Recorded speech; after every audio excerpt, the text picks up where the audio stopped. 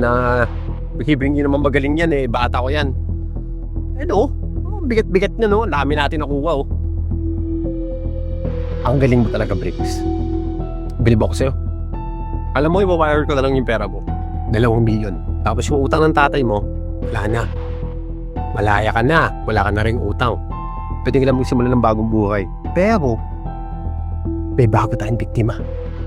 Ano siya, taga Makati. Medyo matanda na yun. Tapos, mga trip niya, mga katulad mo, mga mga probinsyano.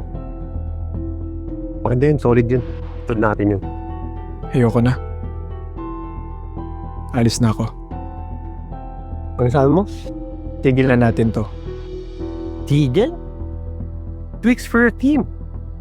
Wala titigil dito. Sarili nyo lang naman iniisip nyo, ginagamit nyo lang ako, di ba? Nakuha nyo na yung gusto nyo. Ano pa ba? Alam mo, Bex, sa akin, ako ang kumuha sa'yo mula sa kalsada. Bex, tandaan mo alam ko na saan nakatara yung pinsan mo. Nanay mo nasa Zamboanga. Isang mali mo lang, pulis, Montenegro, lahat. Walang minti sa akin, kaya alam mo.